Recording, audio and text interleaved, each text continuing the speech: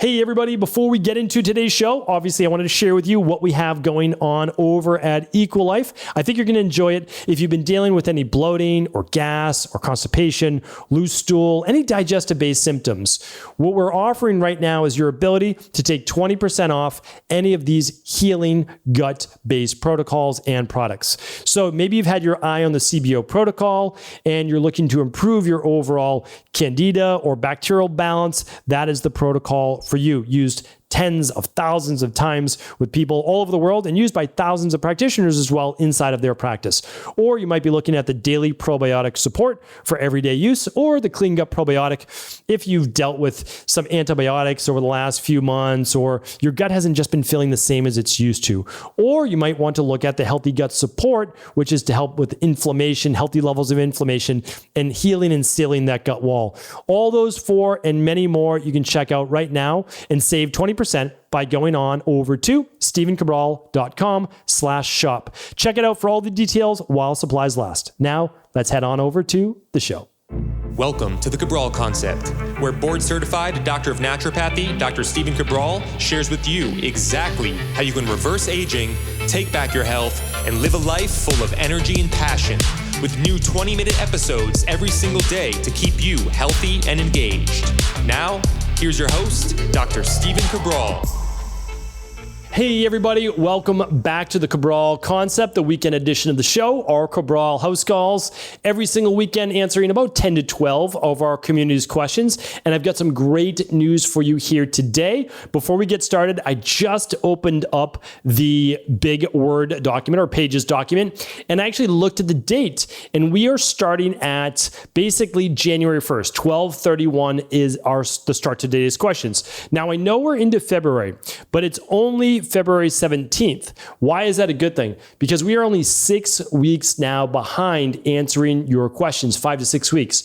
So that means that if you wrote in before 12/31, December 31st, your question has already been answered, all right? If it wasn't answered, somehow we missed it, but that almost never happens because we have such an amazing team, and every question that comes in gets answered. How do you ask your question? I now feel comfortable actually putting this back out there because we're not as inundated with questions. Now remember, I love answering your questions, and I'm going to do this every single weekend forever, but I always feel bad that it took 12 to 13 weeks to get people their answer. Now we're down to about 6 weeks. So you can ask your question at stevencabral.com/ask Cabral. That's stevencabral.com/ask Cabral. Only about 6 weeks out now from answering your question, which is pretty amazing. So we answer all things wellness, functional medicine.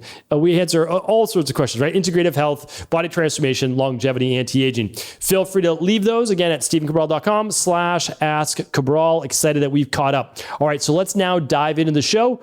Can't provide you with any medical advice, medical treatment plans, medical cures, or medical diagnosis, but we do something hopefully even better, which is actually look for the underlying root causes as to why these dis-eases of the body would exist in the first place. First question today is from Lindsey. Lindsey says, I would love your thoughts on this. I do not want to make any foods forbidden or label as good or bad. I understand how that can create psychological issues and cravings. I do want to educate about ingredients and make her aware of how food makes her feel, or how it psychologically affects and fuels her body. It may nourish her body or soul. My dilemma, I've always had an issue with the everything in moderation theory because I cannot get past the info I've learned about food additives, dyes, chemicals, pesticides, etc. in the food, water, and drinks. There are actually poisons banned in countries, and when studies are actually done, some even found to be contributing factors to many diseases. How do I reconcile this with where do you draw the line without psychological damage in the real world? Yeah, it's a great question. I'm assuming you're talking about your children. It doesn't say that, but I'm assuming you are. So I have 2 daughters.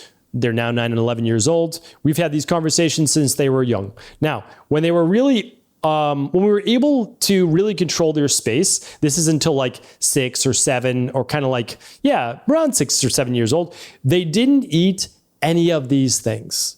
We could control like cow's milk, dairy from non-healthy forms. We could control all the additives and the dyes and all those things. They would never have them. Because even when they were at kids' birthday parties, well, we could just bring our own. Like we could bring our own fun treat and they were like, oh, this is amazing, right? And we could not fool them, but we could introduce that and they were very happy about that, right? And so that's what we've done. Now, we've actually taught our daughters from, let's say, like 6 and 8 years old that they can read their own labels. And it's actually way before this, so it's hilarious. I remember my youngest daughter, and she was like 3, 4 years old. She's literally walking around, not walking, we were pushing her in the carriage in Whole Foods saying non-GMO. She didn't know, she had no idea what non-GMO meant, but we would always begin to educate them from a younger age. Now, we didn't say it's poison necessarily, but we said these things are not good for your body. And we also, for certain things, we would say, how does it make you feel? We would just ask them, right? So we would get them in tune with their own bodies. I'll talk about this more in another show, just kind of about kids and nutrition. But one of my daughters just doesn't do well with like a lot of additives at all. Or my older daughter doesn't really feel it. So my younger daughter's more like me, more sensitive to these specific additives. And so that's what we talk about. But we talk about how fluoride is not a good thing, how literally consuming it. You can make an argument that you could swish it around in your mouth if you want, but certainly not swallowing it. We know that it lowers IQ. We know that it affects thyroid. We know these things. Like there's literally research. You can just type it in and there's research right on PubMed that you can find it out. So for us, it's about education and no fear. There is no such thing as everything in moderation. Everything in moderation is terrible, whoever came up with that. It is all about creating equilibrium and balance inside the body. So even a small amount could be a poison for one individual, where another, not as big a deal. All right, we can just look at gluten, right? Gluten, for someone that's celiac, horrible autoimmune issues. For another person, not as big a deal. All right, Lindsey is up next. Maybe the same Lindsey. Hello, Dr. Cabral. I'd love to get your thoughts on a discussion about cold. I know this could be several podcasts on its own, but wondering about the potential risks or benefits of cold exposure for kids specifically. We all know about cold plunges for adults in other countries that do similar things, even for kids. I believe I saw an article in kindergarten class in Norway running through the snow barefoot with barely any clothes on. What's the line of this being good for the bodily systems versus the traditional wisdom of keeping a chill off the neck and lymph for fear of getting sick? Then we could get into the validity of germ theory if you want to tackle that. Thank you for your insights. Okay, so I'm not going to tackle germ theory today. It's a whole podcast. I've spoken about it before. Germ versus the terrain. They both matter. Like if it's when you're in natural health, it's like, the germ means nothing. It's all about the terrain. To a degree, I get it, but no one's terrain is so perfect that germs don't matter, right? Like that's kind of important as well.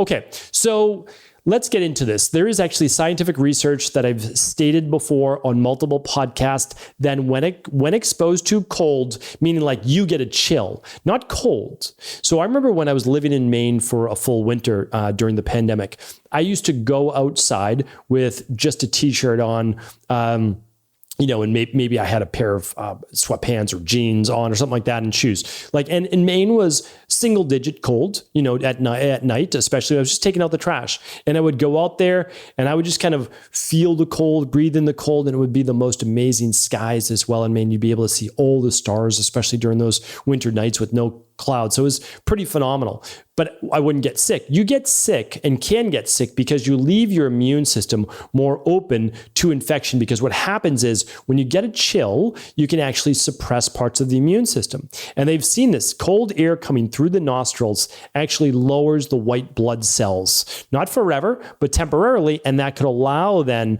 for the immune system to be overwhelmed by whatever the pathogen is. So that matters. Now, here's an interesting thing. Children actually are much better at something called thermogenesis than older adults, at least. And what it shows is that they're better able to thermoregulate, keep their bodies warm when needed, at least in the core, and that could be helpful. So I think that there's a fine balance. You don't want to see kids with the purple lips that are overly cold, especially in the wintertime. But I also think that being able to acclimate yourself in the heat and in the cold is not necessarily a bad thing, as long as we don't go overboard, especially as children.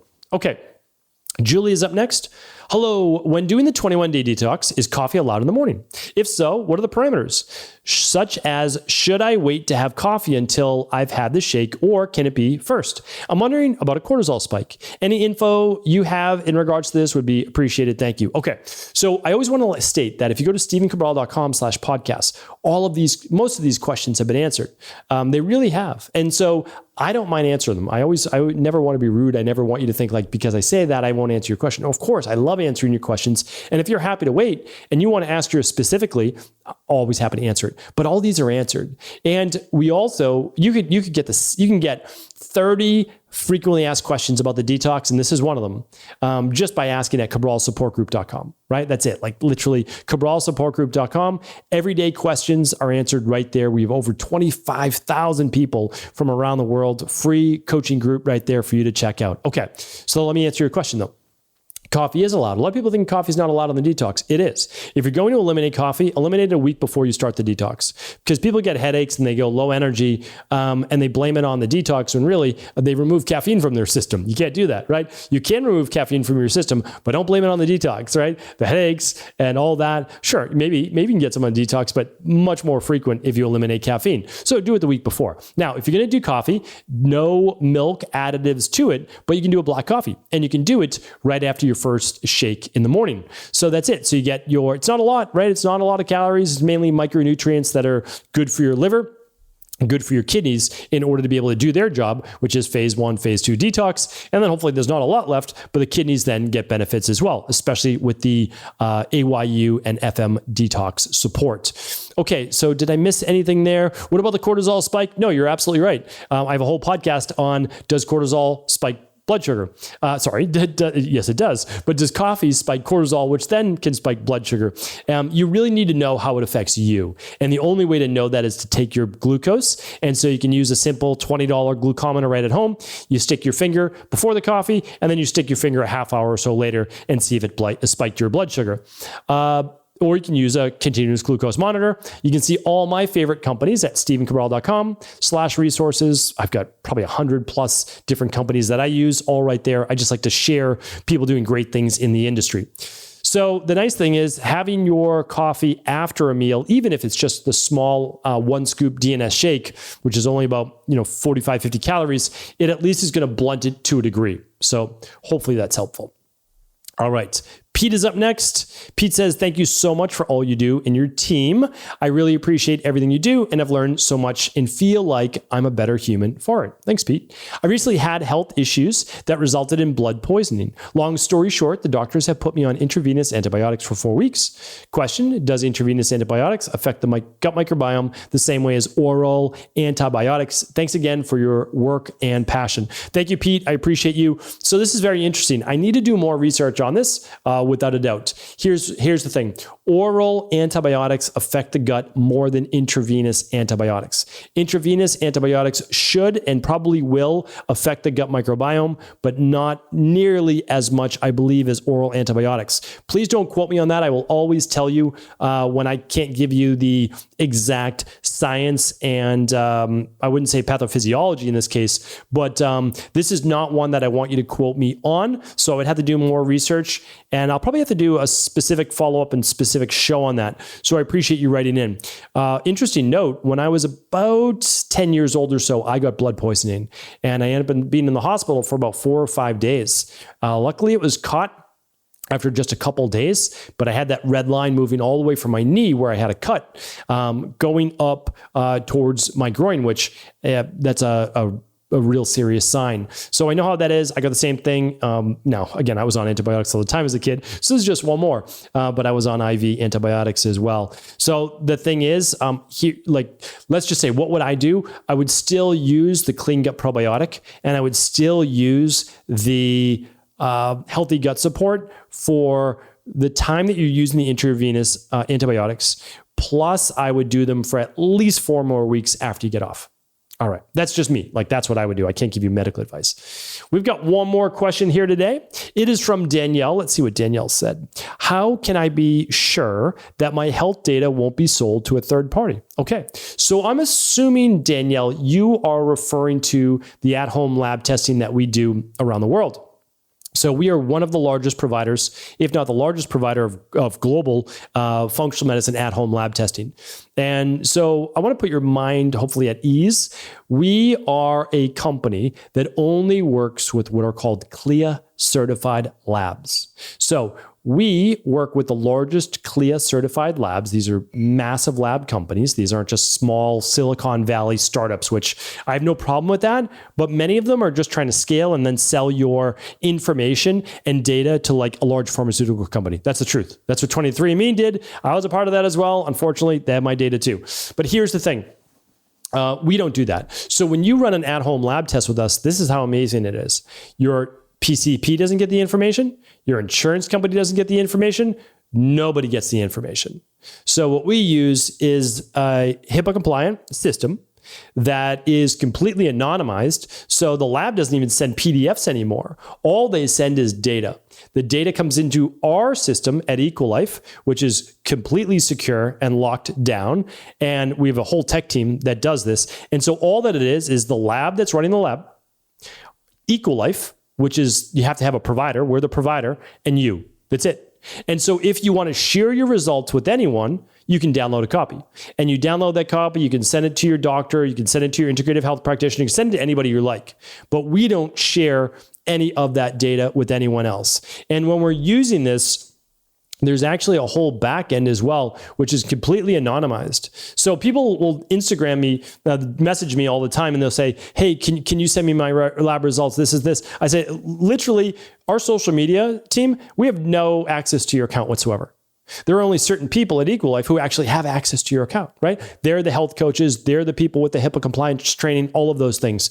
So with us, that's what that's what you're getting. I can't say that for all companies, but I can say that for sure with Equilife. So it's about knowing the right companies to work with. And then obviously you have to trust, right? Because at the end of the day, that's really what it's all about. At the end of the day, we're still trusting. When we buy something from Amazon or we buy food at the grocery store or from a farmer, at the end of the day, we have to believe in who we're purchasing from, but we still have to trust, right? And so I'll tell you right now, I won't do wrong by you. It's just, I run these labs myself. So I'm not going to sell my own data either, right? All right. Hopefully this was helpful. Thanks so much, everybody. Hopefully, again, we got some great questions answered for you. We'll be back tomorrow answering another 5 to 6 on the Cabral HouseCalls. Take care.